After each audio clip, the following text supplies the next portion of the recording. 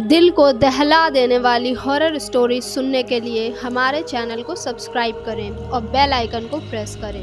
تو آج میں آپ کو اس ہاسپٹل کی کہانی سنانے جا رہی ہوں جہاں میں نرس تھی۔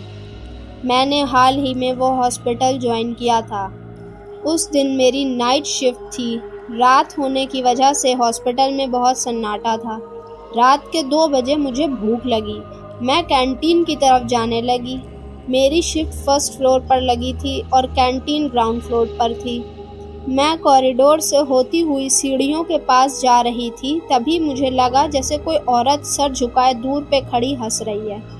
میں وہ آواز صاف سن سکتی تھی۔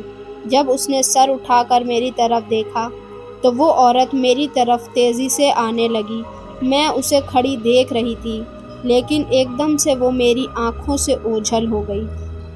رات زیادہ تھی اور مجھے نیند بھی آ رہی تھی، اس لیے میں نے یہ سب ایک بھرم سمجھا اور میں کینٹین میں چلی گئی۔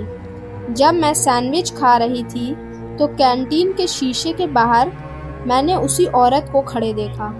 یہ بھرم اب دھیرے دھیرے یقین میں بدل رہا تھا، کیونکہ عورت مجھے دوسری بار دکھائی دی تھی، لیکن میں واپس اپنے کام میں لگ گئی۔ مجھے کئی بیڈ شیٹس بدلنی تھیں، پیشنٹس کو انجیکشن لگانے تھے، پیشنٹس کا دھیان رکھنا تھا۔ یہ سب کام ختم کرنے تک وارڈ میں سب سو چکے تھے۔ میں ایک خالی بیڈ پہ جا کے بیٹھ گئی۔ میں نے دیکھا وہی عورت وارڈ کے دروازے پہ کھڑی مجھے گھور رہی ہے۔ میں ڈر رہی تھی۔ میں نے دھیان سے دیکھا تو اس عورت کا کرتا خون میں ڈوبا ہوا تھا۔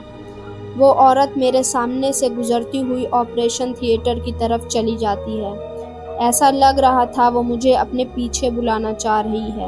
میں ڈرتی ہوئی اس کے پیچھے آپریشن تھیٹر میں چلی گئی۔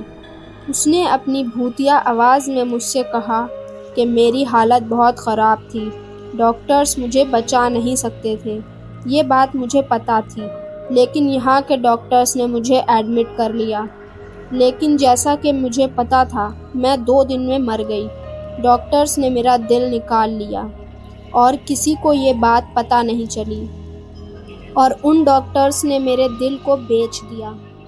اس دن سے آج تک میری آتما یہاں بھٹک رہی ہے اور مجھے انصاف نہیں ملا۔ اس عورت کی یہ سب باتیں سننے کے بعد مجھے اس پر دیا آ رہی تھی، لیکن اس کی اتنی بھیانک شکل سے مجھے ڈر بھی لگ رہا تھا۔ وہ عورت کہتی ہے کہ جب تک مجھے انصاف نہیں ملے گا، میں اس ہاسپٹل کو چھوڑ کر نہیں جاؤں گی۔ میں کھڑی ہوئی اس عورت کی باتیں سن رہی تھی۔ اس کی شکل ڈراؤنی ہوتی جا رہی تھی۔ ڈر کے مارے میں وہیں بے ہوش ہو گئی، اور اگلے دن مجھے ہوش آیا تو پتہ چلا کہ میں ڈاکٹرز کو بے ہوش ملی تھی۔ میں نے اس کے بعد وہ ہاسپٹل چھوڑ دیا، لیکن آج بھی میرے سپنے میں وہ عورت آتی ہے اور اس کے کرتے سے خون بہہ رہا ہوتا ہے۔